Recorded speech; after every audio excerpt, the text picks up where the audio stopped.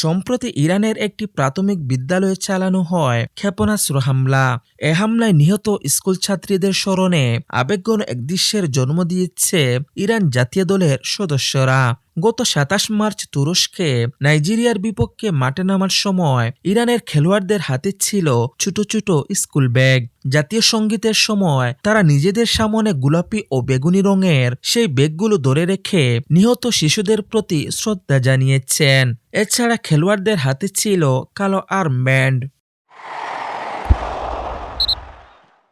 গত ২৮ ফেব্রুয়ারি ইরানের দক্ষিণাঞ্চলের একটি প্রাথমিক বিদ্যালয়কে লক্ষ্য করে চালানো ক্ষেপণাস্ত্র হামলায় প্রাণহানির ঘটনা দেশজুড়ে গভীর শোকের ছায়া ফেলে। এতে ১৭৫ জনেরও বেশি মানুষ নিহত হন, যাদের বড় একটা অংশই ছিল শিশু। এই ঘটনাটি নিয়ে বিভিন্ন মহলে আলোচনা সমালোচনা চলছে। এদিকে ইরান ফুটবল ফেডারেশনের সহসভাপতি মেহদি মোহাম্মদ নবী রয়টার্সকে বলেছেন যে খেলোয়াড়রা নিহতদের প্রতি সংহতির প্রতীকী প্রকাশ হিসেবে এই প্রতিবাদ করার সিদ্ধান্ত নিয়েছে। সংগঠনের দুভাষীর মাধ্যমে ফরাসি ভাষায় নবী বলেন, মেয়েদের স্কুলে বোমা হামলায় তারা গভীরভাবে মর্মাহত এবং তাদের সহানুভূতি প্রকাশ করতে চেয়েছিল। এটি দলের একটি সম্মিলিত সিদ্ধান্ত ছিল। আমরা ঐক্যবদ্ধ।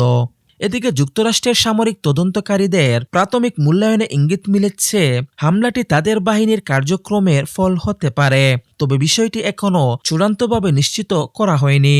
তদন্ত অব্যাহত রয়েছে এবং বিস্তারিত অনুসন্ধান চলছে। এর আগে চলতি মাসের শুরুতে এশিয়ান কাপের এক ম্যাচে ইরানের নারী ফুটবল দলের কয়েকজন খেলোয়াড় জাতীয় সঙ্গীত বাজানোর সময় নীরব অবস্থান নেন। এই ঘটনাকে কেন্দ্র করে তেহরানের রাষ্ট্রায়ত্ত টেলিভিশন তাদের বিশ্বাসঘাতক বলে অভিহিত করে, যা নিয়ে ব্যাপক আলোচনা সমালোচনা সৃষ্টি হয়।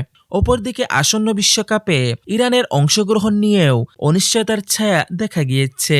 যুক্তরাষ্ট্র, মেক্সিকো ও কানাডায় যৌথভাবে আয়োজিত এই টুর্নামেন্টে নিজেদের ম্যাচ যুক্তরাষ্ট্রের বাইরে সরিয়ে মেক্সিকোতে আয়োজনের অনুরোধ জানিয়েছিল ইরান ফুটবল ফেডারেশন। তবে বিশ্ব ফুটবলের নিয়ন্ত্রণ সংস্থা ফিফা সেই প্রস্তাব নাকচ করে দিয়েছে।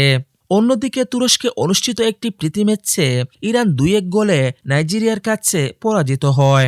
একই ভেন্যুতে আগামী ৩১ মার্চ কোস্টারিকার বিপক্ষে মুখোমুখি হবে তারা।